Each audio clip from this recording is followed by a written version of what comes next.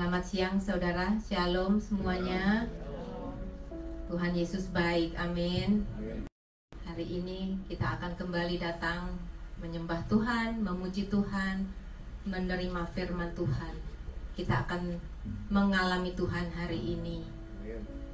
Kita juga akan terus berdoa untuk saudara-saudara kita yang masih ada di Indonesia, supaya kedamaian, supaya kasih Tuhan turunkan untuk negeri tercinta kita Indonesia. Mari saudara, kita akan menyembah Tuhan kita. Kita nyatakan kebesarannya. Haleluya.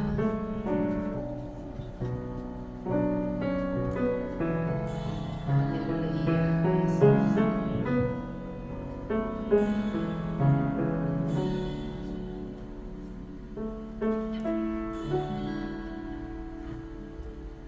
Sungguh besar setiamu, Kau nyatakan bagiku. Kau Bapa yang selalu mengerti isi hatiku. Kemuliaan-Mu Kau janjikan, aku tetap percaya, ku percaya janji-Mu ajaib. Terukir dalam kehidupanku, ku berserah di dalam kekuatan-Mu, ku percaya.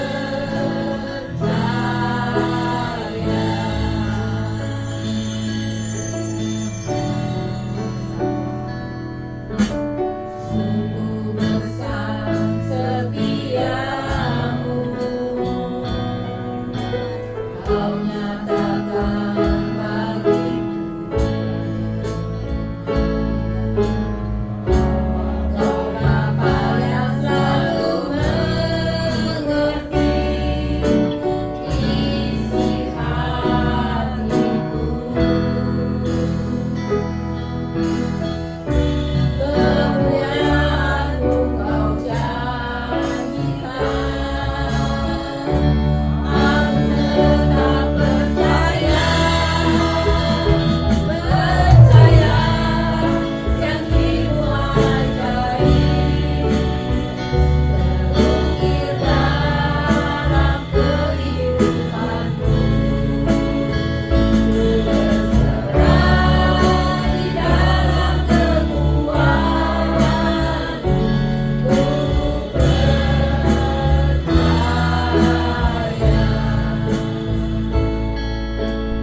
Kemuliaan-Mu Kau janjikan, aku tetap percaya, percaya janji-Mu ajaib. Terukir dalam kehidupanku,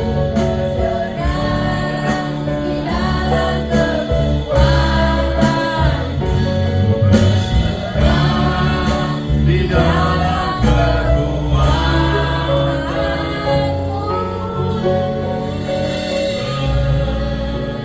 berserah di dalam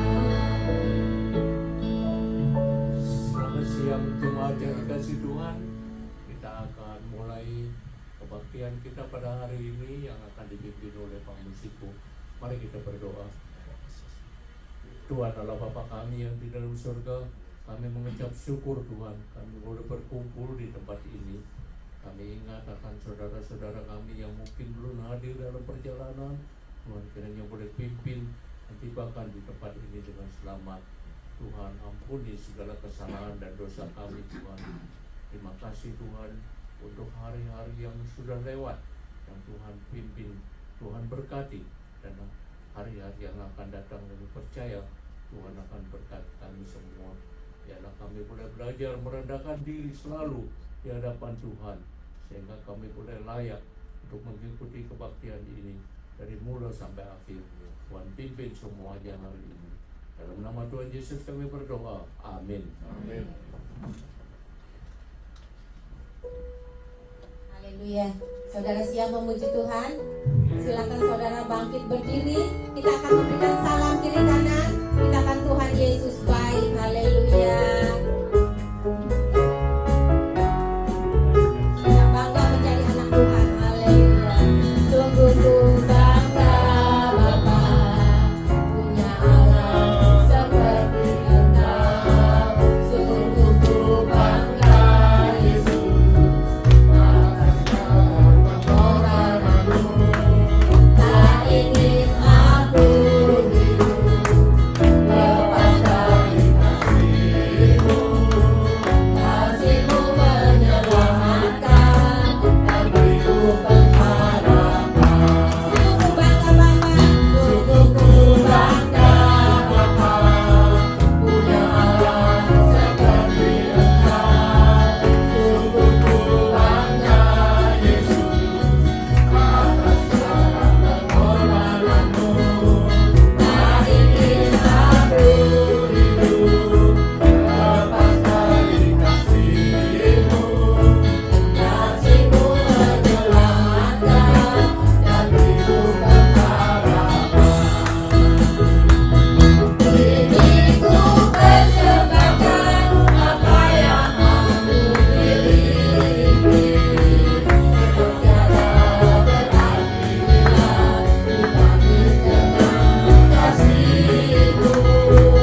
Namun ku ingin memberi dengan sukacita di hati, karena ku tahu ini menyenangkan hati-Mu. Kini ku persembahkan apa yang aku miliki. Tiada berarti bila dibanding dengan kasih-Mu. Namun ku ingin memberi dengan sukacita di hati, karena ku tahu ini menyenangkan hati-Mu. Haleluya. Saudara, kita dipilih dari segala bangsa. Amin. Kita ini milik kepunyaan Tuhan. Kita ini dijadikan umatnya. Saudara boleh duduk, kalau mau duduk. Kita akan terus memuji Tuhan, karena kita dipilih dari segala bangsa. Haleluya.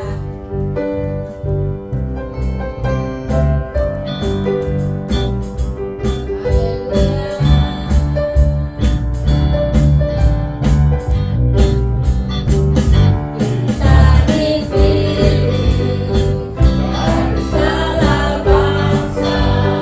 Kita dipilih jadi umatnya. Kita dipilih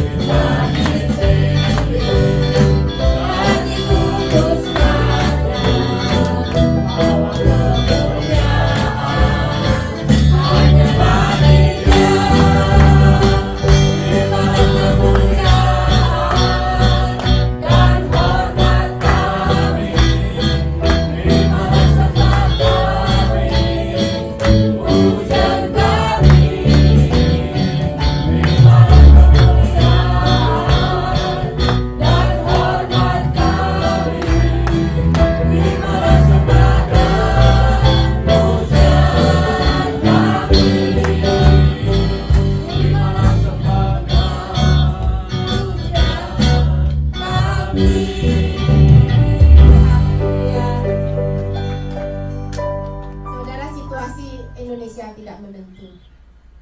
Situasi yang begitu menegangkan ya, banyak saudara kita, teman-teman kita yang masih ada di sana.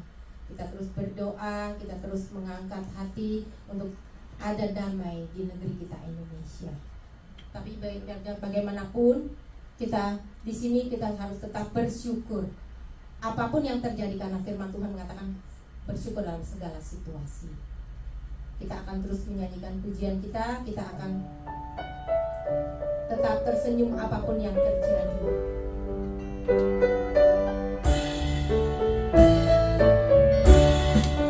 Dalam suka duka ku kan tetap tersenyum. Di olok hina ku kan tetap tersenyum. Karena ku tahu Tuhan Yesus sertaku. Apapun terjadi ku kan tetap tersenyum. Dalam suka duka ku kan tetap tersenyum. Di olok hina ku kan tetap tersenyum. Karena ku tahu Tuhan Yesus sertaku. Apapun terjadi ku kan tetap tersenyum. Dalam suka duka ku kan tetap tersenyum. Di olok hina ku kan tetap tersenyum. Karena ku tahu Tuhan Yesus sertaku. Apapun terjadi ku kan tetap tersenyum. Kekayaan, kemewahan boleh kau ambil. Kekuatan, kedudukan boleh kau ambil. Asalkan jangan kau ambil Yesus Tuhanku. Apapun terjadi ku kan tetap tersenyum. Dalam suka duka ku kan tetap tersenyum. Di olok hina ku kan tetap tersenyum. Karena saya Tuhan Yesus sertaku.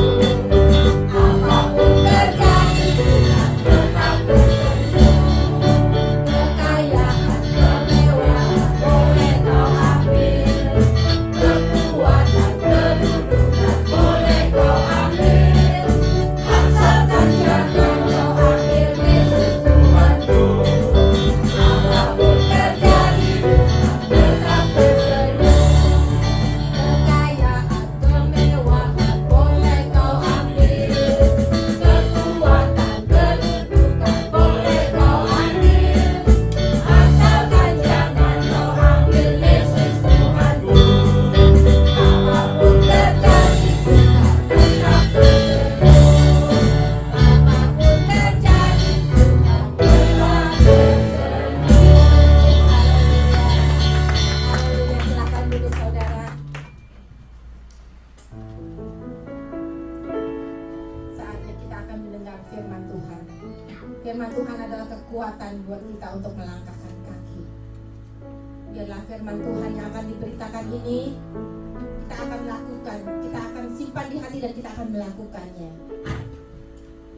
Karena hanya Tuhan yang dapat memberi kita hidup. Haleluya. Yang dapat beri hidup hanya Tuhanku.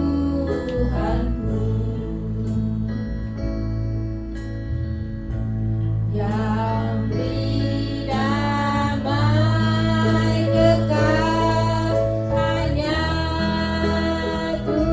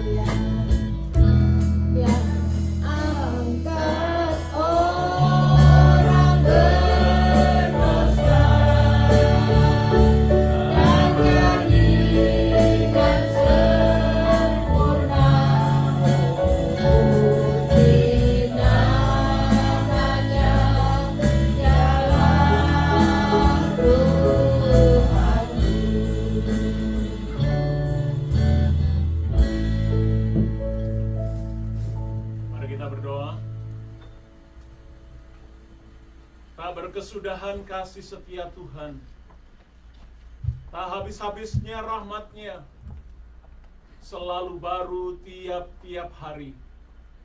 Besar kasih setia-Mu ya Tuhan. Kami bersyukur hari yang indah ini, Engkau mengundang kami untuk boleh bersama-sama berdiri di hadapan Tuhan, memuji, mengagungkan Engkau, menyembah Raja di atas segala raja, Tuhan di atas segala Tuhan, Juru Selamat kami yang hidup, Yesus Kristus Tuhan.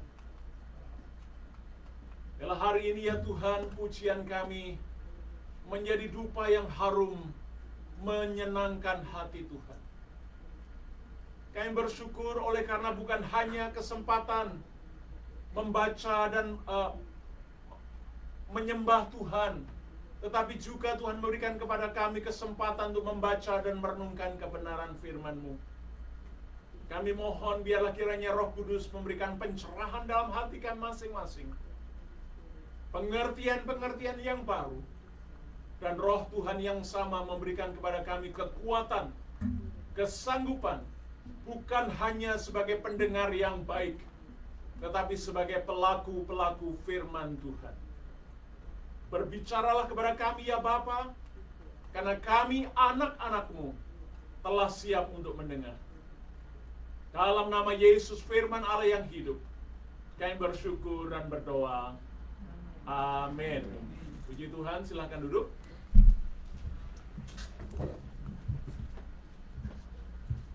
Jemaat yang dikasihi oleh Tuhan, selamat hari Minggu. Apa kabar? Baik ya, luar biasa. Puji Tuhan. Hari ini firman Tuhan yang ditetapkan untuk boleh kita renungkan bersama-sama adalah merendahkan diri di hadapan Tuhan. Merendahkan diri di hadapan Tuhan. Nah, saudara, sebelum kita membaca bagian firman Tuhan yang akan kita baca hari ini, saya ingin kita mengajak bersama-sama tatkala kita merenungkan firman Tuhan, merendahkan diri di hadapan Tuhan.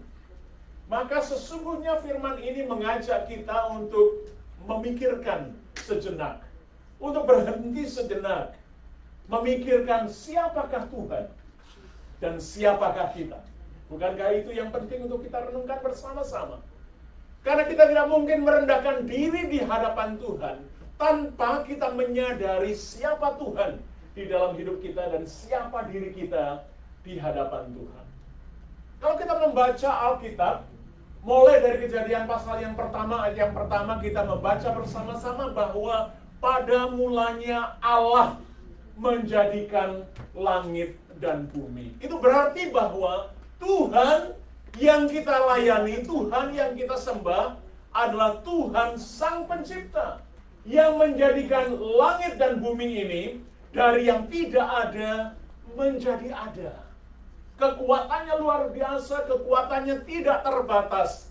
Bahkan di dalam Kejadian pasal yang pertama kita melihat bersama-sama manusia, Adam dan Hawa pun diciptakan oleh Tuhan. Jadi bukan hanya alam semesta ini yang dijadikan oleh Tuhan, saudara dan saya sebagai keturunan Adam dan Hawa, kita pun diciptakan oleh Tuhan. Dari sini kita melihat perbedaan yang sangat kontras. Tuhan di satu sisi, Ia adalah pencipta. Saudara dan saya di sisi yang lain, kita semua adalah ciptaan. Tuhan di satu sisi, Ia ada dalam kekekalan, maha kuasa. Saudara dan saya sebagai ciptaan, kita sementara. Keberadaan kita dibatasi oleh waktu. Syukur-syukur kalau kuat 70 tahun, kata firman Tuhan. Selebihnya, itu adalah bonus. Jadi puji Tuhan kalau ada AI, ya, dan om-om, tante-tante yang melewati umur 70 tahun. Itu menunjukkan berkat Tuhan. Ya. Umur kita terbatas, sedangkan Tuhan tidak terbatas. Ia kekal, tanpa awal, tanpa akhir. Bukan hanya itu, Tuhan Sang Pencipta yang kekal itu, Dia kudus adanya, mulia adanya. Sedangkan manusia, kita tahu bersama-sama, diciptakan segambar dan serupa dengan Allah, tetapi dalam Kejadian pasal yang ketiga mencatat bahwa manusia itu memilih untuk memberontak kepada Tuhan. Manusia telah kehilangan kemuliaan Allah. Manusia jatuh di dalam dosa. Sehingga dalam hal ini pun kita melihat perbedaan dan kontras yang sangat luar biasa. Allah Maha Suci, kita semua adalah orang berdosa. Allah keberadaannya tidak terbatas, saudara dan saya, bahan bakunya itu bukan dari baja. Bahan bakunya itu dari tanah liat, renta, gampang retak, rapuh. Allah Maha Kuasa, saudara dan saya lemah, tak berdaya tanpa pertolongan Tuhan. Nah, dalam kontras yang sangat luar biasa ini, di satu sisi kita diperhadapkan dengan Tuhan, pencipta alam semesta, dan manusia sebagai ciptaannya. Maka hari ini kita belajar bersama-sama apa arti merendahkan diri di hadapan Tuhan. Apa artinya merendahkan diri di hadapan Tuhan? Nah, Tuhan Yesus ketika mengajarkan hal ini, dia memakai sebuah perumpamaan. Perumpamaan itu adalah sebuah cerita dari kehidupan sehari-hari yang disampaikan untuk mengajarkan sebuah pesan rohani yang sangat penting di dalam kehidupan anak-anak Tuhan. Nah, perumpamaan itu dapat kita lihat bersama-sama di dalam Lukas pasal yang ke-18, ayat yang ke-9 sampai dengan ayat yang ke-14. Kita akan membaca bagian firman Tuhan dari Lukas pasal yang ke-18, ayat yang ke-15 sampai dengan ayat yang ke-17.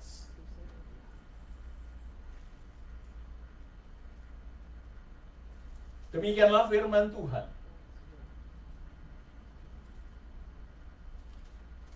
Lukas 18 ayat 15 sampai dengan 17. Dan kepada beberapa orang yang menganggap dirinya benar dan memandang rendah semua orang lain, Yesus mengatakan perumpamaan ini. Ada dua orang pergi ke bait Allah untuk berdoa. Yang seorang adalah Farisi dan yang lain pemungut cukai. Orang Farisi itu berdiri dan berdoa dalam hatinya begini. Ya Allah, aku mengucap syukur kepadamu karena aku tidak sama seperti semua orang lain. Bukan perampok, bukan orang lalim, bukan pezina, dan bukan juga seperti pemungut cukai ini. Aku berpuasa 2 kali seminggu. Aku memberikan 1/10 dari segala penghasilanku. Tetapi pemungut cukai itu berdiri jauh-jauh. Bahkan ia tidak berani menengadah ke langit, melainkan ia memukul diri dan berkata, Ya Allah, kasihanilah aku orang berdosa ini. Aku berkata kepadamu, orang ini pulang ke rumahnya sebagai orang yang dibenarkan Allah, dan orang lain itu tidak. Sebab barang siapa meninggikan diri, ia akan direndahkan, dan barang siapa merendahkan diri, ia akan ditinggikan. Saudara yang dikasihi oleh Tuhan Yesus Kristus, di dalam perumpamaan ini kita diperhadapkan dengan dua pribadi yang berbeda. Dua pribadi yang bertolak belakang satu sama lain. Yang pertama digambarkan sebagai seorang Farisi. Seorang yang menganggap dirinya sebagai orang yang fasih. Tahu firman Tuhan dari halaman ke halaman, dari kitab Kejadian sampai Wahyu kalau mereka ini. Tapi dalam konteks itu mereka menguasai betul perjanjian lama. Mereka mempelajari titik koma, kata demi kata. Dan bukan hanya itu, mereka mentaatinya. Sehingga sebagai orang Farisi menganggap bahwa dirinya tidak bercacat celah, tidak berdosa, oleh karena telah mentaati seluruh hukum Taurat. Dan orang ini datang kepada Yesus, datang kepada Tuhan. Pribadi yang kedua yang digambarkan di sini adalah seorang pemungut cukai. Oleh kelompok masyarakat, mereka ini dianggap sebagai orang yang berdosa. Sehingga satu kali ketika Tuhan Yesus datang, ikut makan bersama-sama di rumah seorang pemungut cukai, orang-orang yang datang ngedumel ya. Mereka komplain, mereka katakan, kenapa dia duduk makan dengan siapa? Orang berdosa. Nah, keduanya dijadikan kontras, keduanya datang kepada Tuhan. Nah, saudara, perumpamaan ini memberikan gambaran secara khusus di dalam ayat yang ke-18 tadi dikatakan bahwa ayat ini ditujukan kepada orang yang merasa dirinya benar, menganggap dirinya lebih baik dari orang lain, menganggap dirinya lebih benar dari orang lain, menganggap dirinya lebih suci dari orang lain. Nah, mari kita melihat hal apa yang sangat menarik di dalam perumpamaan ini. Di dalam bagian yang pertama, mari kita melihat doa yang penuh dengan kesombongan yang diwakili oleh orang Farisi. Orang Farisi ini berdoa bukan untuk menyembah Allah. Ia berdoa bukan untuk mengagungkan nama Tuhan. Ia berdoa bukan menyadari siapa dirinya dan menyadari siapa Tuhan di dalam hidupnya. Dia datang dengan kebanggaannya. Dia datang dengan self-righteousness-nya. Dia datang dengan merasa diri benar lebih baik dari orang lain.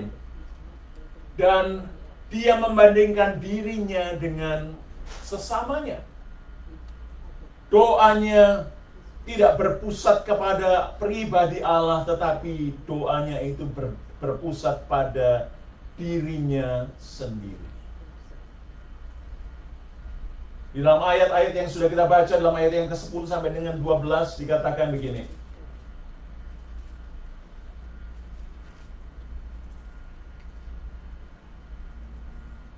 Orang Farisi itu berdiri dan berdoa dalam hatinya begini. Coba dengarkan baik-baik kata demi kata yang disampaikan oleh orang Farisi ini di hadapan Tuhan. Ya Allah, aku mengucap syukur kepadamu. Ini sepertinya, wah ini luar biasa. Orang ini begitu luar biasanya datang kepada Tuhan mengucapkan syukur. Tetapi alasan dari ucapan syukurnya, saudara tahu bahwa ternyata ucapan syukurnya itu bukan ucapan syukur yang tulus. Dia katakan gini, karena, nah ini alasannya mengucap syukur apa? Karena aku tidak sama seperti orang lain. Aku tidak sama. Aku tidak sama dengan dia. Aku tidak sama dengan dia. Aku tidak sama dengan dia.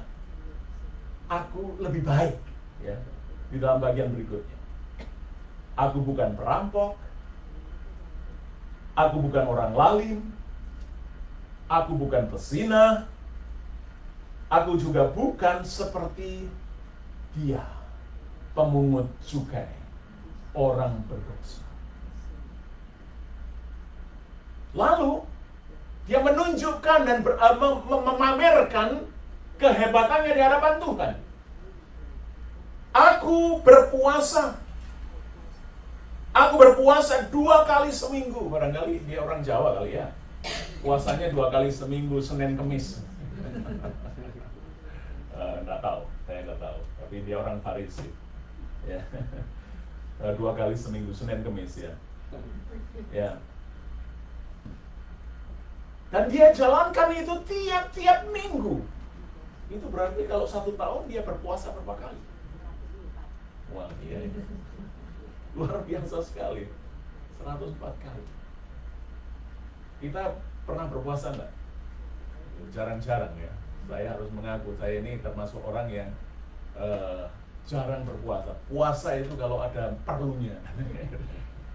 Karena apa? Makan itu enak. Orang Farisi ini tidak seperti itu.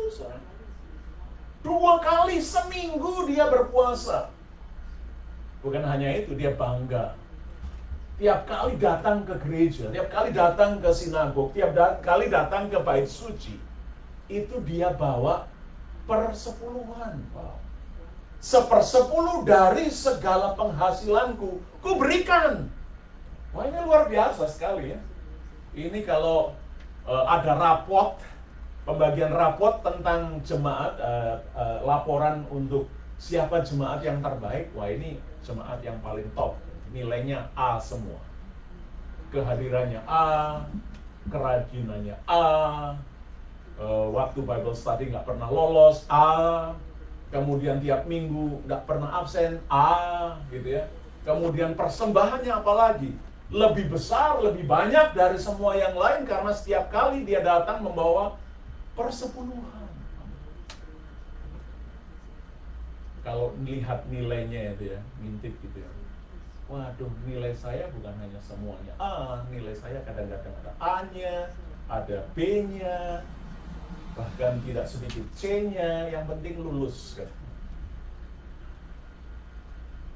Itu orang Farisi.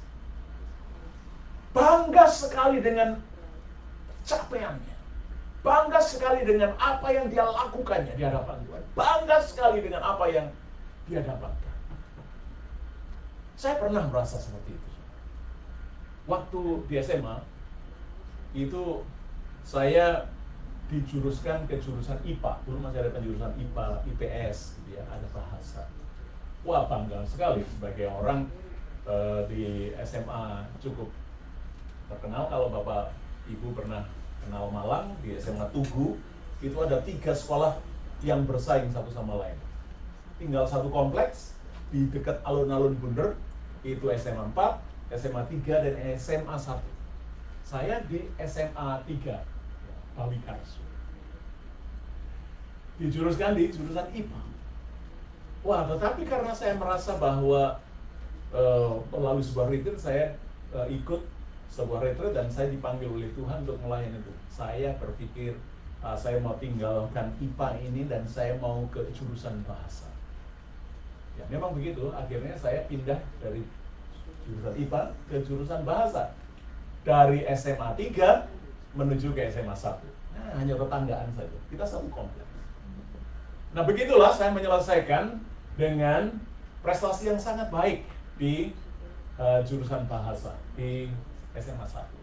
Saya menjadi salah satu di antara kandidat di seluruh Indonesia melewati proses seleksi di tingkat kota madya, kemudian tingkat provinsi dan tingkat nasional untuk mewakili Indonesia mengikuti program AFS atau EFS, American Field Service, program pertukaran pelajar. Waktu itu bangga sekali kalau bisa mewakili. Dan saya harusnya akan mewakili sebagai duta bangsa Indonesia ke Amerika. Itulah yang terjadi. Dan saya merasa, wah, saya baik, saya lebih baik dari teman-teman sekelas saya. Saya lebih baik dari dia, saya lebih baik dari dia, karena nilai saya luar biasa. Dan saya dengan bangganya saya mengikuti Sipenmaru, ya, seleksi ujian untuk masuk ke perguruan tinggi negeri. Ya. Saya katakan, wah, saya cukup 1 saja. Waktu itu ada 2, boleh pilih pilihan pertama dan boleh pilihan yang kedua. Saya memilih jurusan internasional di Universitas Airlangga Surabaya. Wah, bangga kan?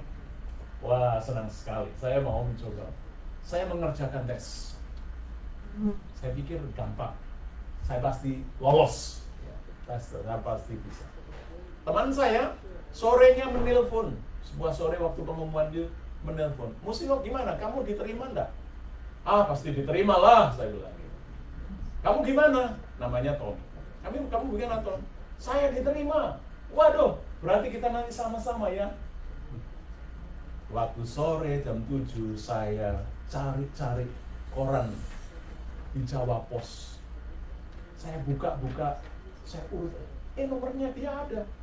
Ya, saya lihat nomor saya ada, nggak ada. Dari nomor yang sebelumnya kok lompat gitu. Nama saya tidak ada. Nama saya tidak ada. Saya kecewa sekali dan saya marah sekali. Berarti pupuslah harapan saya tidak bisa masuk ke jurusan internasional di wah, berarti saya harus mendaftar ke tempat lain. Saya mendaftar dan akhirnya saya diterima. Saudara tahu diterima di mana? Saya diterima di Universitas Brawijaya, di Politeknik, baru buka jurusan Administrasi dan Tata Niaga. Dan saudara tahu di mana saya diterima? Di jurusan Kesekretariatan. Jurusan sekretaris. Waktu saya masuk, berapa banyak mahasiswa? 42. Berapa banyak wanita, perempuan? 40. Dan saya hanya salah satu di antara dua, di antara wanita-wanita. Saya kecewa. Tapi memang benar firman Tuhan katakan ya, barang siapa meninggikan diri, ia akan direndahkan. Saya mengalami cara pembentukan Tuhan untuk merendahkan diri. Bahwa kepandaian, kepintaran itu bukan sesuatu yang perlu untuk dibanggakan. Kadang-kadang terlalu bangga, akhirnya boom. Seperti itu.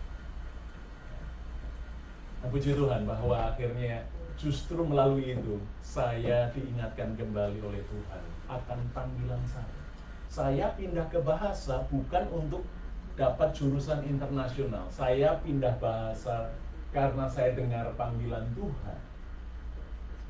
Jadi dengan cara itulah akhirnya saya memenuhi panggilan. Setelah 4 semester di Universitas Brawijaya, saya melanjutkan, saya tinggalkan sekolah dan saya masuk ke seminari untuk dipersiapkan oleh Tuhan. Kalau tidak, saya tidak ada berdiri di sini.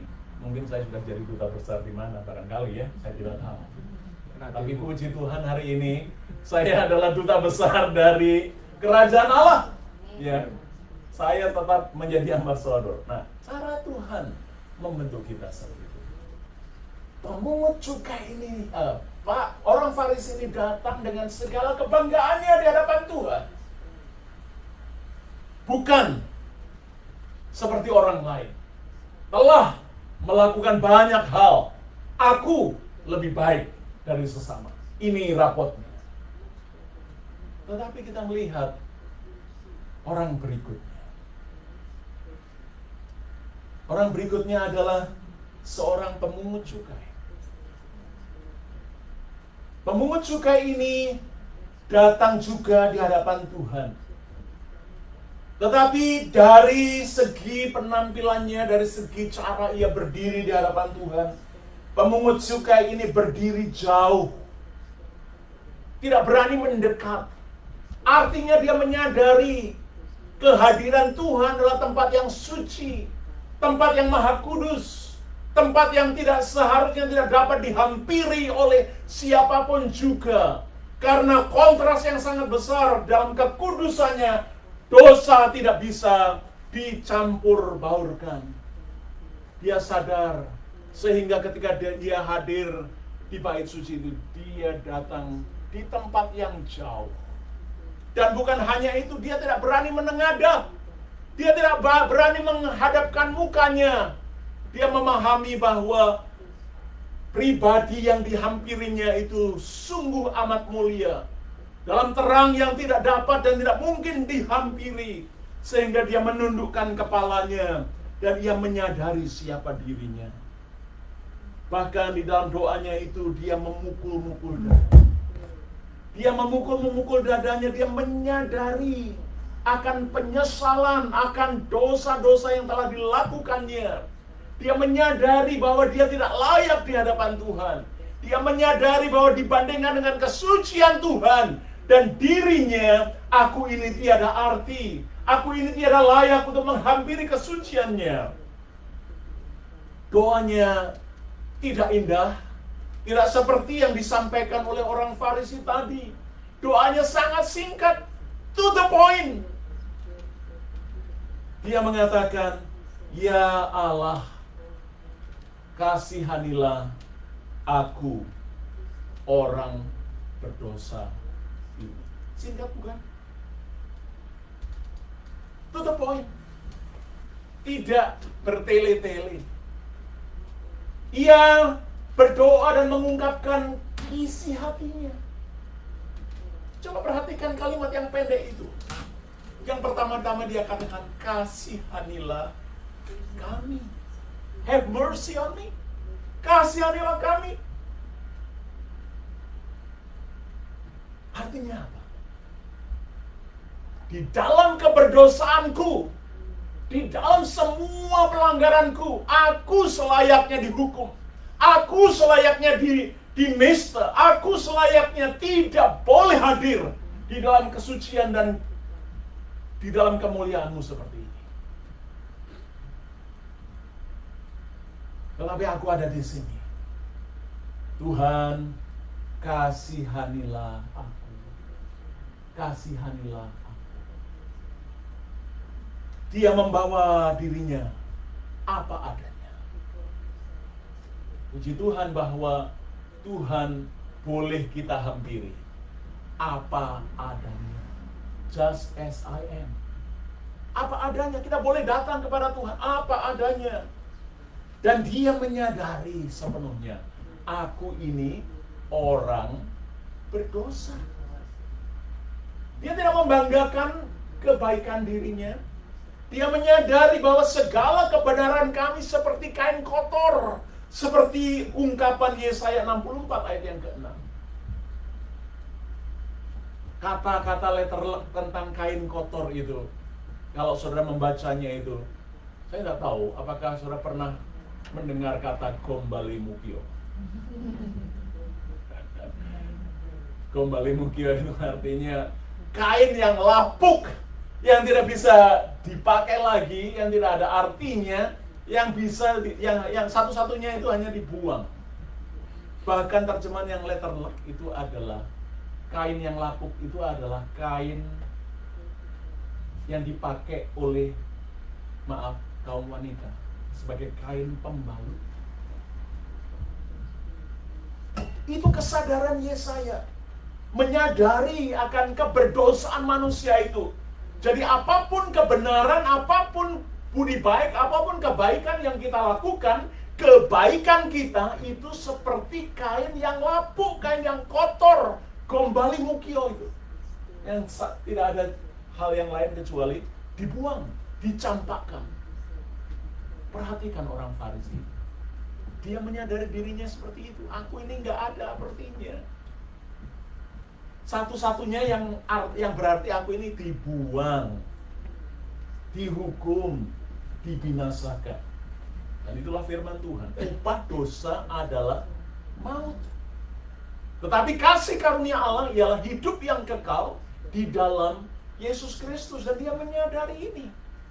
Kalau dia dibenarkan, kalau dia ampuni, kalau dia dianggap layak di hadapan Tuhan, bukan karena apa yang aku lakukan, tetapi apa yang dia lakukan. Bukan karena siapa diriku, tetapi karena siapa dia. Itulah kerendahan hati yang sesungguhnya. Kerendahan hati yang sejatinya. Menyadari jati diri kita di hadapan Tuhan. Apa adanya. Dan menyadari siapa dia. Yang agung, yang luar biasa. Menyadari bahwa jikalau kita diizinkan oleh Tuhan untuk boleh menghampiri takhta kasih karunia Tuhan, bukan karena kebaikan kita, bukan karena kemampuan kita, bukan karena kita lebih tampan dari yang lain, bukan karena kita lebih cantik daripada yang lain, bukan karena kita lebih taat daripada yang lain, bukan karena kita sudah melakukan seluruh hukum Taurat, tetapi kita diterima oleh Tuhan semata-mata hanya karena anugerah Tuhan semata. Kita yang selayaknya dihukum, dibebaskan dari penghukuman. Kita yang selayaknya mati oleh karena dosa dan pelanggaran kita, Tuhan berbelas kasihan kepada kita.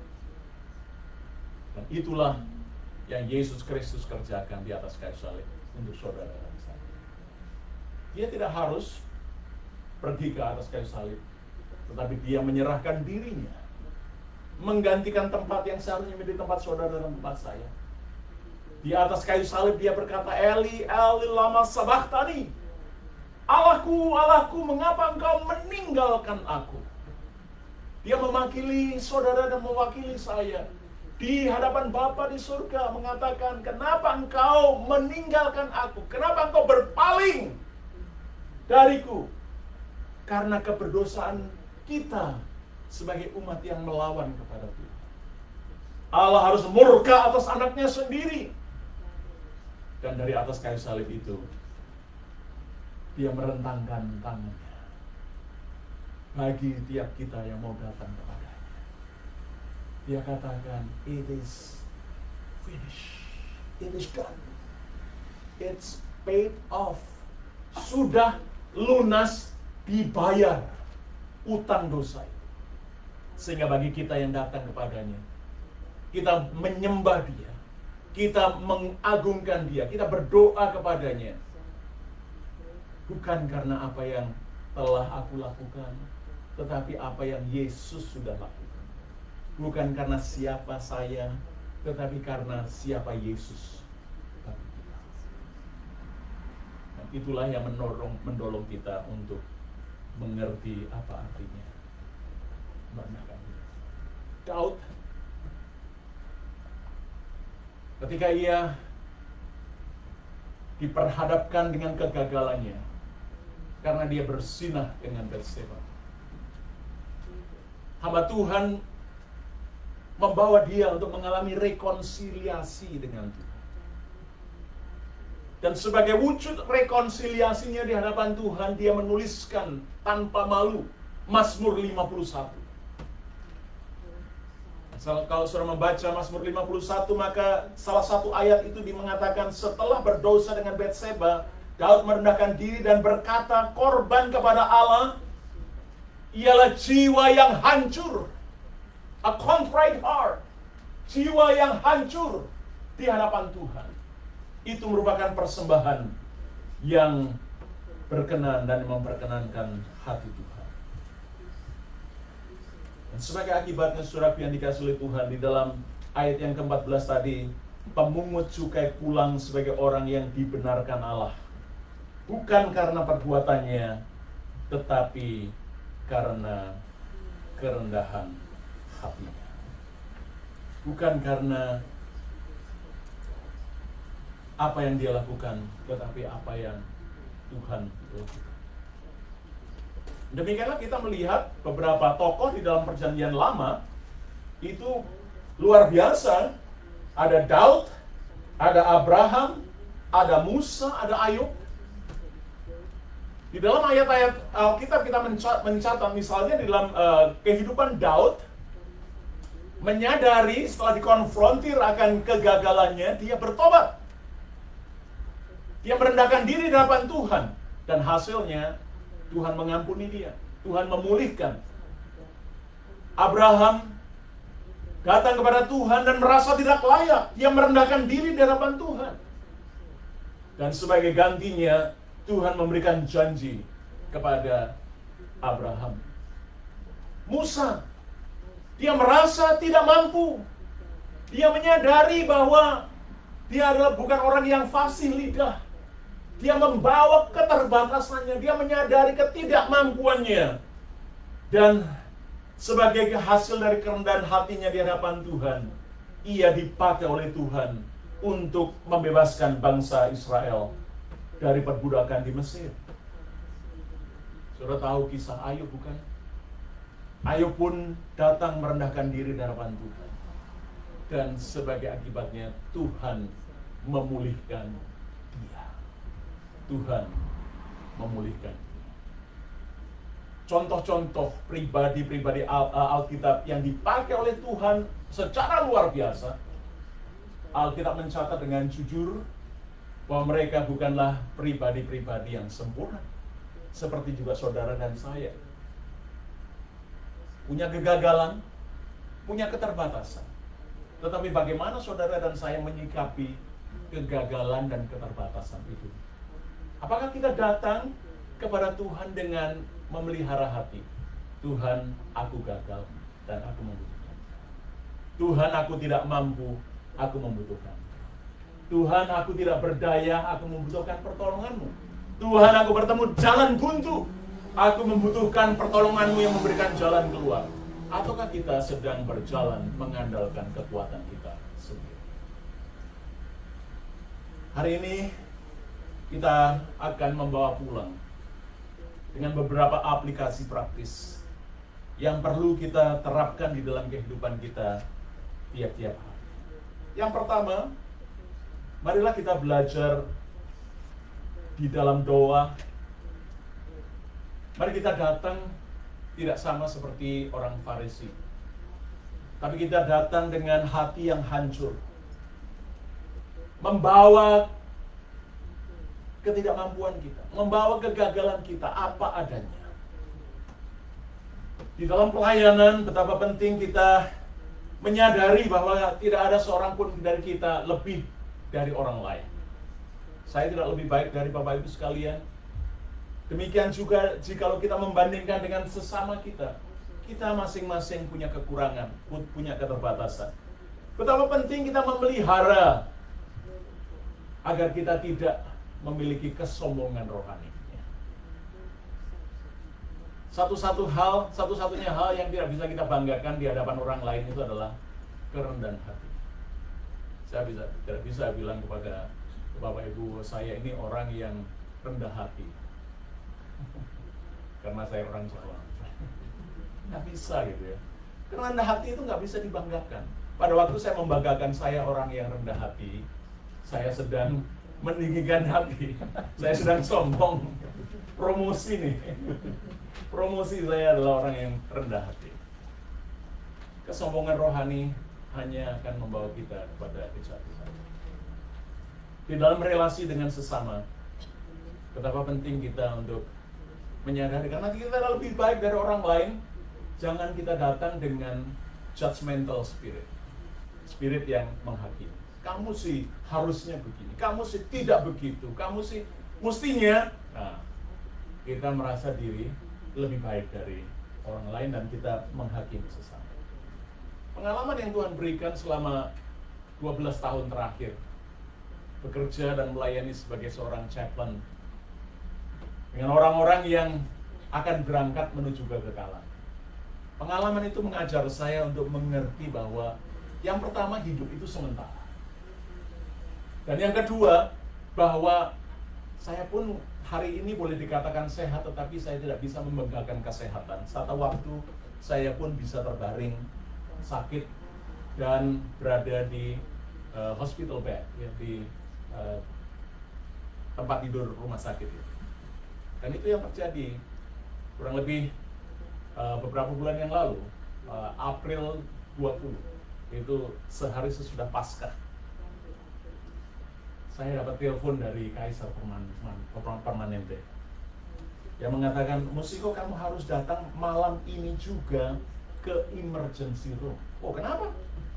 Saya baik-baik saja. Saya bisa drive, tadi pagi masih ke market, saya bisa, tidak ada masalah. Hasil laboratorium menunjukkan bahwa hemoglobinmu itu tinggal 3,8. Jadi blood countmu itu rendah sekali. Enggaklah, saya pikir I'm just fine. I'm okay. Nggak perlu datang. Sombong. Lalu dokter mengatakan, kalau kamu tidak datang malam hari ini juga, saya tidak tahu apakah kamu besok masih bisa bangun. Syukurnya besoknya masih bangun. Saya pikir, wow, masih bangun, ini dokter yang ngaco ini pasti. Tetapi akhirnya telepon dari anak kedua mengatakan begini pada istri saya, Mam, Daddy harus pergi ke emergency room. Berdasarkan pengetahuannya di sekolah yang mengatakan ini antara hidup dan mati. Jadi sebaiknya kalau nggak ada yang nganter, saya akan pulang. Dia tinggal di Irfan.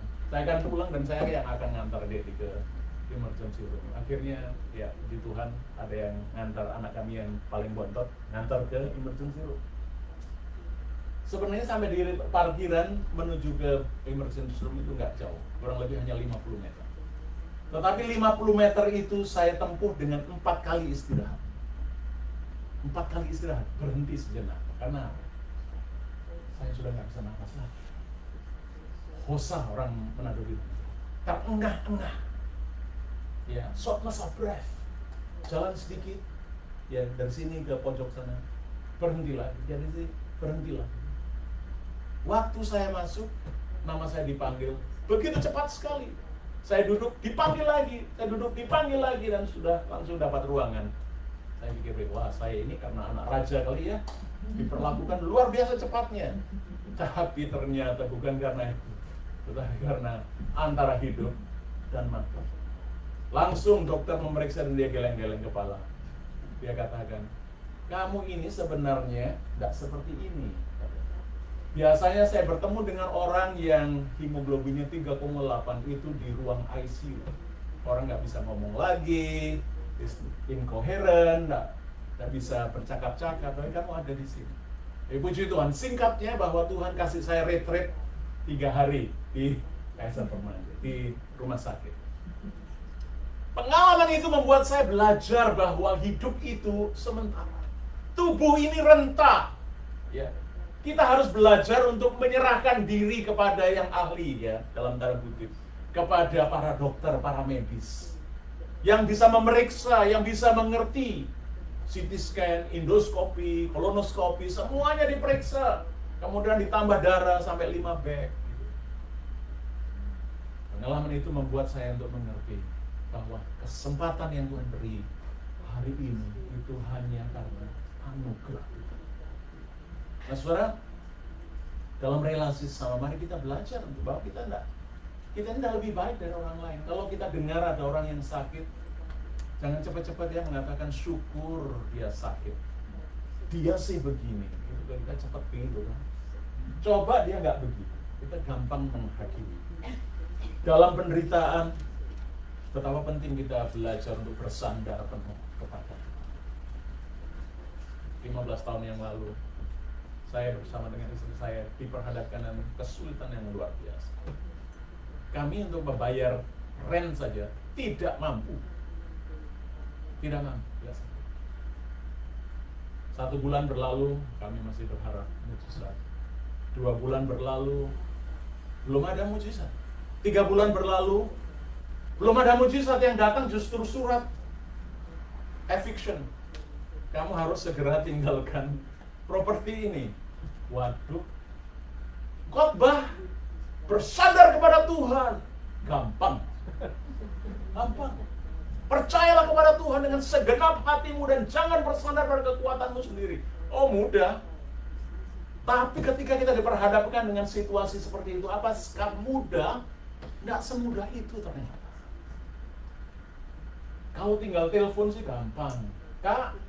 Tolong dong transfer uang dulu dan kasih pinjaman supaya utang ini bisa dibereskan.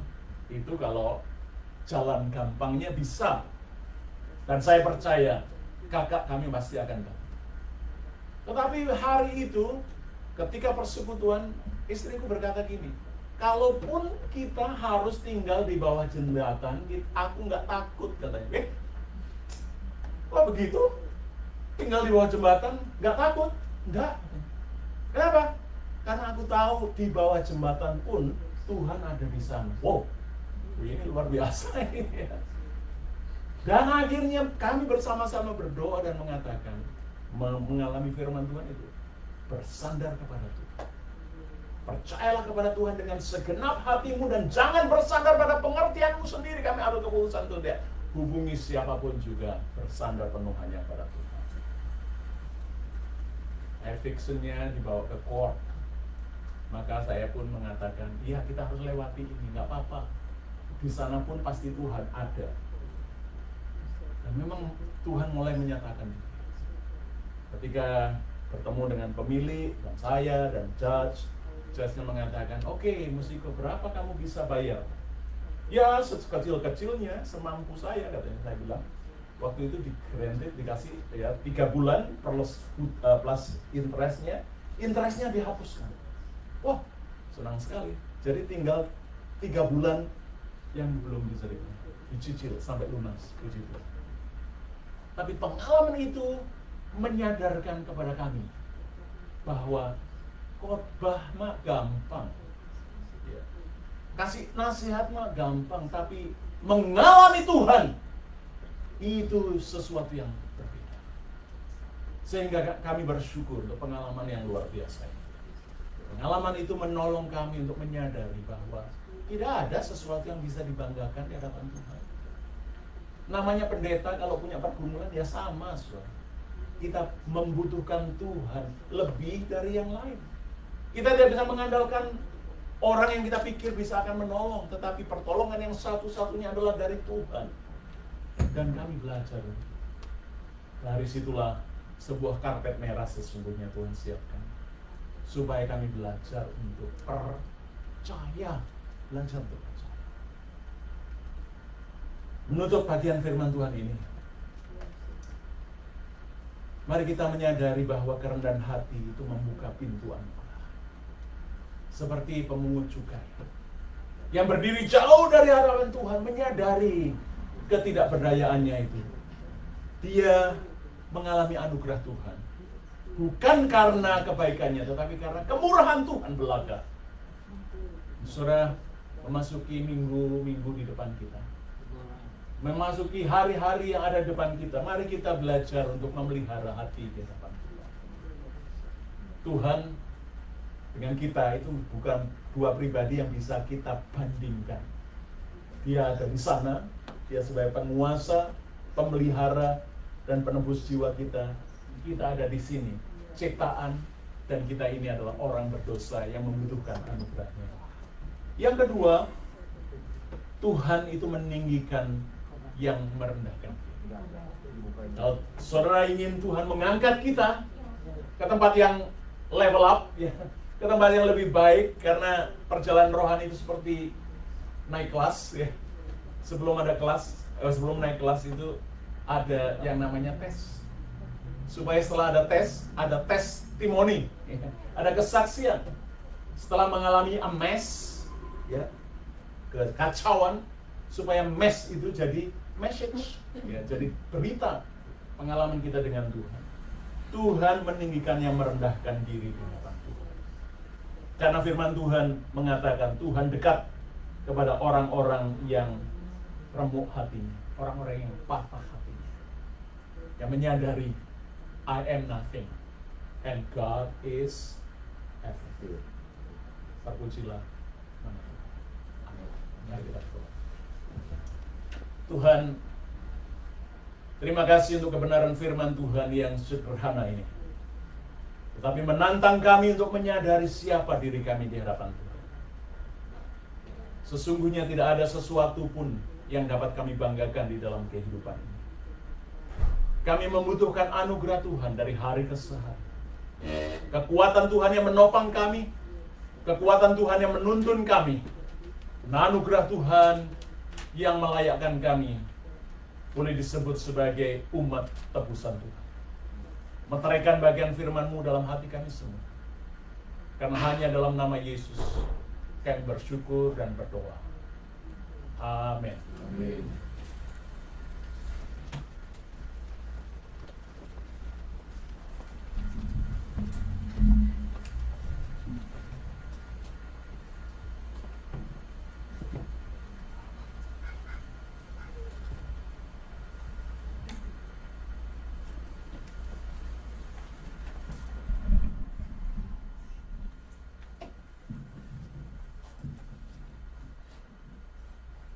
Rupanya mikrofonnya sembunyi. I apologize. You didn't see the microphone hiding.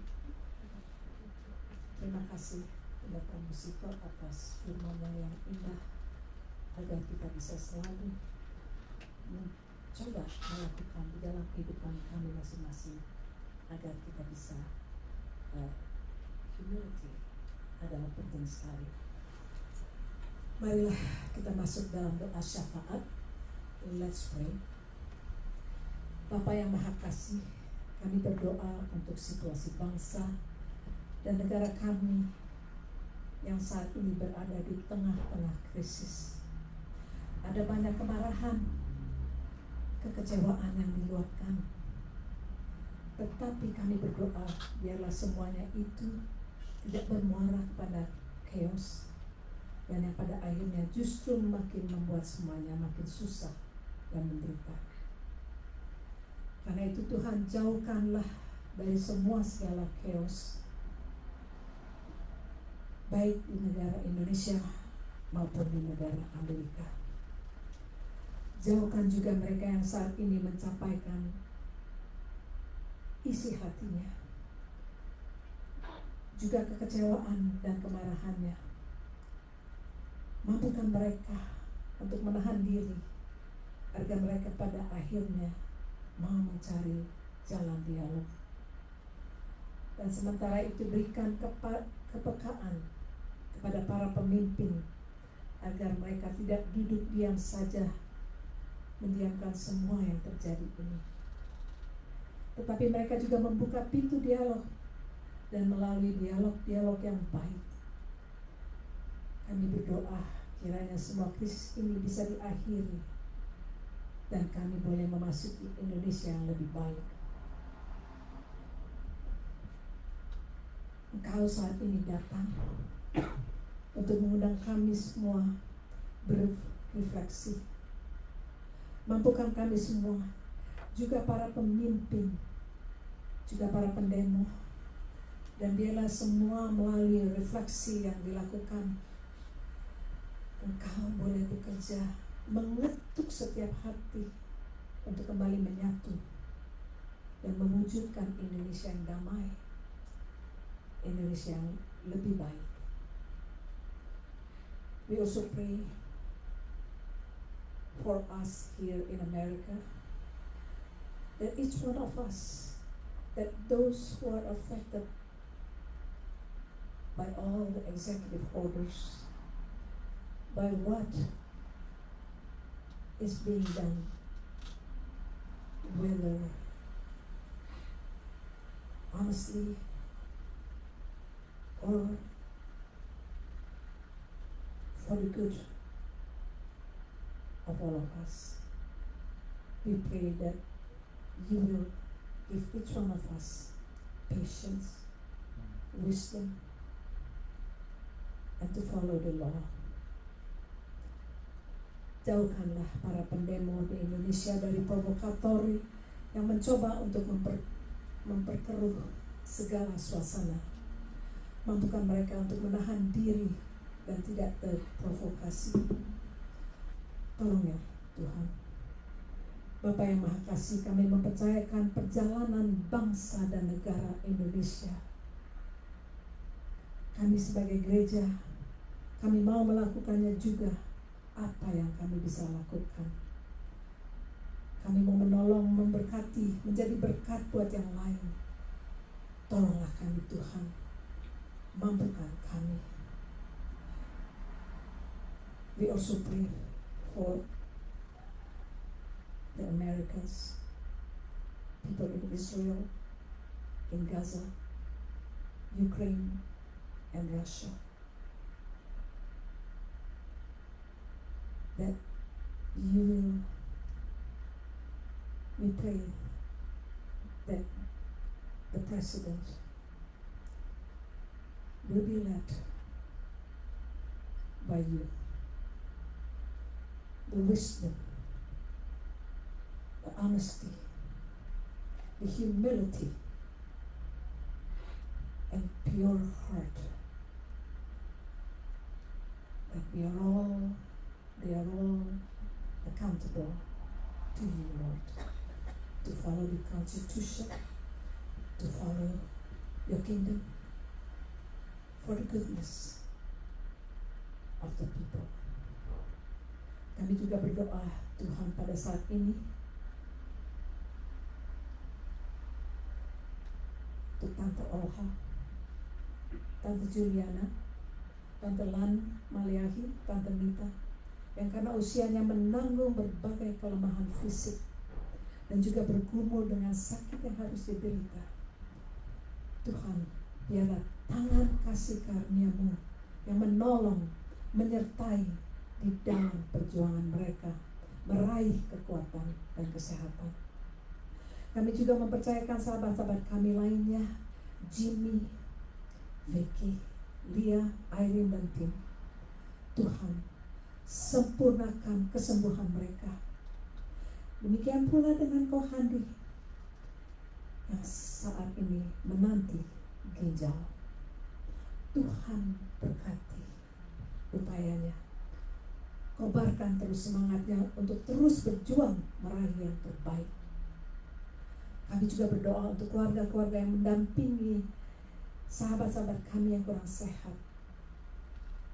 Berkati dan berilah mereka kesabaran dalam melayani mereka yang sakit. Dalam nama Tuhan Yesus Kristus, kami panjatkan doa ini yang jauh dari sempurna. Amin.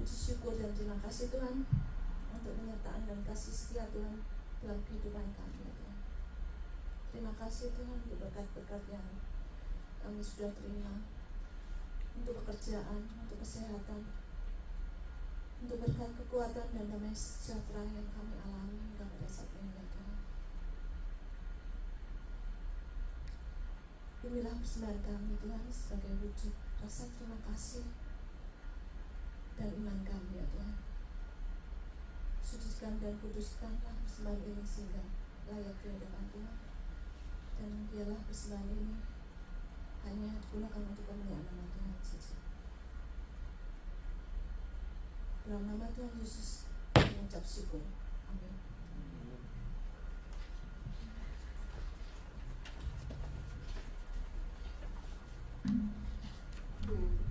Shalom, saudara semuanya. Kita ada teman baru hari ini. Ini nanya Pak Musiko ya? Anak-anak jemaat. Oh, jemaat. Oh, sorry. Siapa? Boleh tahu namanya? Naya. Kina. Oh, Naya dan Kina. Dan juga ini Om Christian. Welcome back. Dan istri.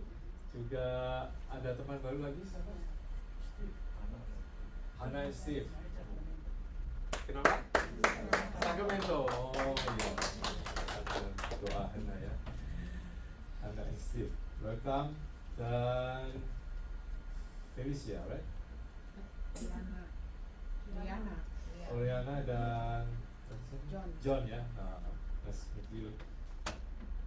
Rumahnya dekat saya di Reseda nanti. Jadi ada acara Labor Day besok di Reseda di rumahnya Tante Lan, dan juga kita akan barbecue. Jadi jam 11 yang datang duluan boleh bantu siapin bikin sate dan lain sebagainya, masak-masak. Lalu mungkin sekitar jam 12 atau jam 1, setengah 1 begitu ada sedikit fellowship, dibuka ruang kesaksian untuk siapa saja yang mau bersaksi, dan lalu kemudian kita akan makan sate dan lain sebagainya. Dan lalu jam 3 kita akan ke Balboa Park, kira-kira 10 menit dari rumah itu ya, dan kita akan menikmati ada itu dayung bebek but ya, saya nggak tahu berapa harganya itu 12 tiketnya. Hah? 12. Oh 12. Oh ini researchers kita nih. Ya mau kemana selalu teliti itu. Saya tanya banyak. Oke. Jadi sampai ketemu besok dan juga apa namanya? Saya lupa catatannya hilang. Minggu depan firman Tuhan akan disampaikan oleh Pastor Pipi Dali, dan juga ada apa itu? Komunion ya, Zaman Kudus. Juga untuk acara Thanksgiving kita akan ada tour yang kemarin diumumin. Kita akan ada tour, kita mulai dari gereja. Setelah acara gereja kita mau ke Lake Havasu, lalu ke mana itu? Sedona, kita nginep di Flagstaff. Lalu kita besoknya ke rumahnya Pastor Jim. Pastor Jim yang ngasih tempat ini. Dia di Gallup, New Mexico.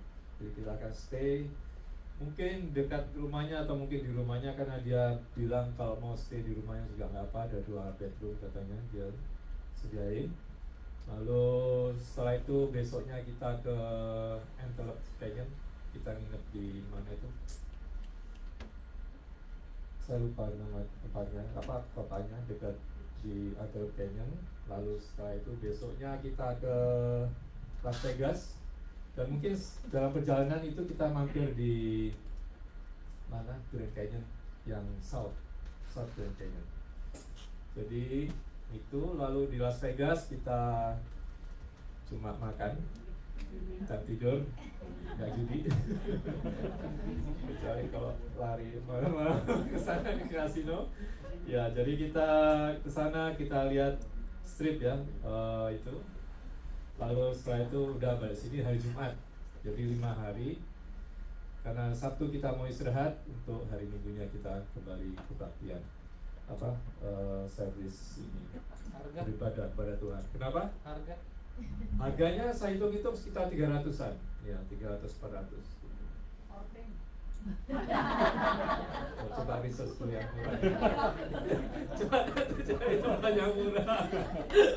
Ya, kalau murah mungkin sekamar 4 orang gitu ya. Gitu. Ya, ini kan acara gereja, jadi kita nggak ada untung ya. Kita coba yang baik di mana nanti ya. Lalu apa? Tidak ada lagi, silakan. Pak Musiko kalau mau ikut juga bisa. Haleluya. Kita akan mengakhiri ibadah kita pada siang hari ini. Kita akan menyanyikan lagu Maranatha. Haleluya. Mari kita Maranatha, Maranatha, Tuhan datanglah. Bersiapkanlah dirimu, sambut kedatangannya. Maranatha, Maranatha, Kristus datanglah. Hari itu, hari yang termulia. Haleluya, Tuhan datanglah.